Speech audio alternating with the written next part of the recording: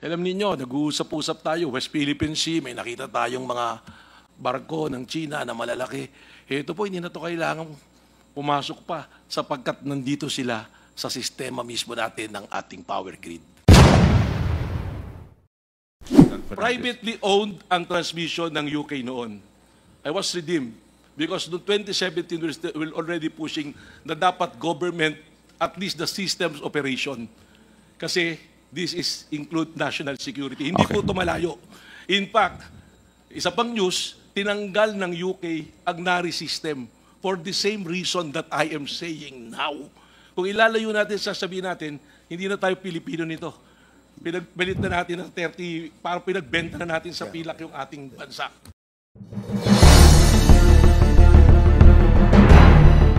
Honorable Matibag. Good afternoon. Mr. Chairman, point of order. What are the rules of this committee in terms of there's a representative asking a question and using the time of another representative? No, this is now, that's why I have to, I sought the permission of the Honorable Dan Fernandez. So it's now Dan Fernandez's time. So And, he agreed. That's also a question. Representative Yes. Fernandez yielding. Yes. Thank you. Thank you very much. The Honorable Matibag. Thank you, Attorney Mr. Matibag, I'm sorry. Thank you, Mr. Chair. And first of all, salamat po sa inyong imbitasyon at pamanhin na pangatlong beses ako naimbitahan. This is the first time that I attended this hearing. And I'm glad to be here.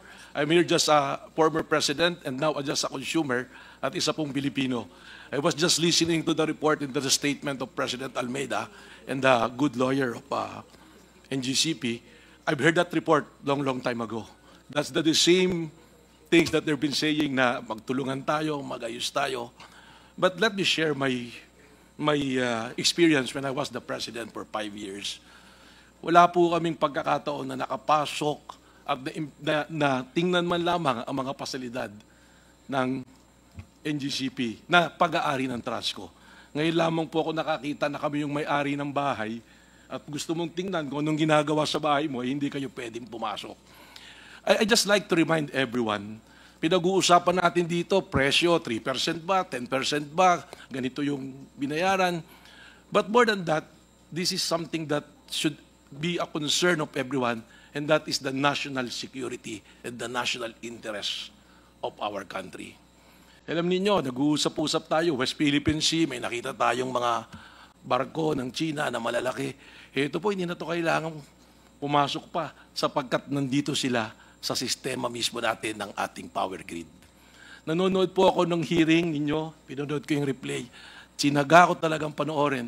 And I was struck by the question of the good Congressman Ace Barbers, which was followed by Congresswoman Luistro about the system, the SCADA system, which was replaced by NGCP when they assume. Yung pong existing na mga ano dyan, na mga equipment is General Electric noon, tsaka ABB. Ngayon, pinalitan nila ng NARI. Hindi po kailangang itanong kung may pumasok na armado, terorista. Simple lang po ang tanong ko kay Engineer Clark. Ano ba yung NARI? Proprietary ba yan? Alam nyo ba yung source code? I will make an example para maintindihan po ng publiko. Cellphone.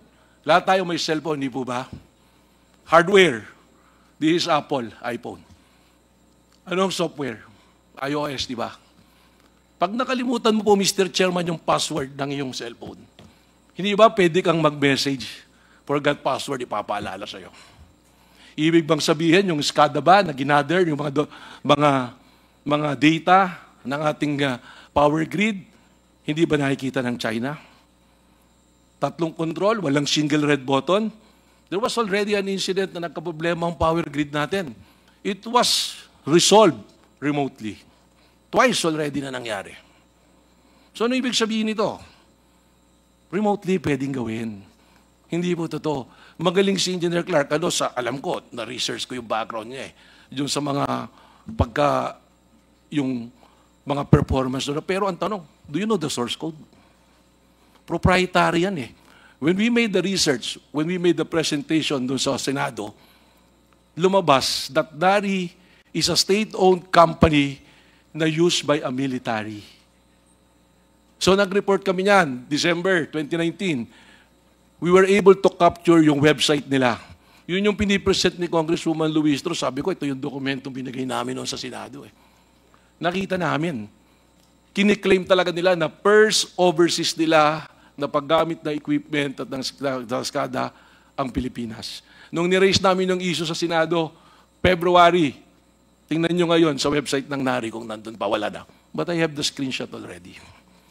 So more than that. Now, yung question naman noon ni Congresswoman nung nanonood ako, Kimbo, the Honorable Congresswoman Kimbo, sinasabi natin 3%. Huwag natin pag-initan to. I yield to those position of the honorable members. But hindi po 3% lang pinag-uusapan natin dito.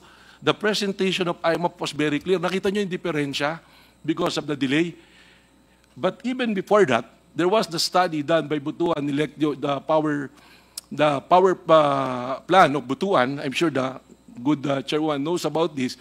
Nang diferensya, because of the delay of the project of Visayas-Mindanao Connection, there is a price difference of 2 pesos compared to Luzon and Visayas. Ano pong basis nito? IPIRA law. Because under the IPIRA law, the WESM, bibilin nila yung excess ng generation. Wag po natin sisihin yung generation. Yung excess po ng generation, binibili ng WESM, during peak, doon binibenta eh. Yung off-peak, binibili nila eh. Yun po yung totoo niyan. Bakit wala sa Mindanao? Dahil ang requirement is there should be an interconnection before magkaroon ng WESM sa Mindanao. Kaya yung presentation ng IMAP na bumaba because there is already interconnected. Bakit? Because under the IPIRA law, ang sabi ng IPIRA law, bibilin nga. Ano ang nangyari sa Mindanao? Fully contracted. Yung mga excess kailangan bilhin ng electric cooperatives. So sino nagbabayad? Tayo po, ng mga consumers. So may I make an appeal, Mr. Chair? Huwag na sabihin, 3% lang yan. Segment lang ang NGCP. I must remind everyone, the only natural monopoly in the entire energy sector, in the entire business sa Pilipinas, is transmission. Napakarami po yan. Alam niyo po, naririnig ko sa news, yung tinitira po kayo sa Kongreso, 777. Alam niyo, mas maganda pong sagot na 77 na pag-uusapan.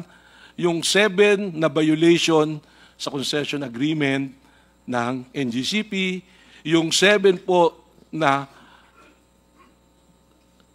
violation ng national security ng NGCP, at yung 7 po na abuse nila as to the financial status ng government natin. Paano natamaan? Bakit nalugi tayo?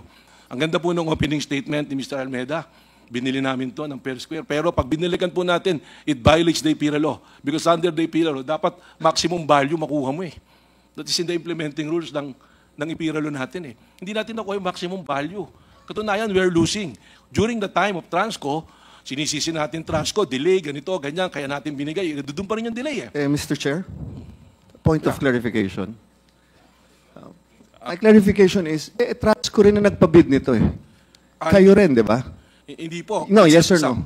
Pisam po. Pisam, because according to the IPIRA law, a cornerstone of IPIRA law was the privatization of the Transco transferring management of the national grid to private operators who could bring efficiency, innovation, and capital investment.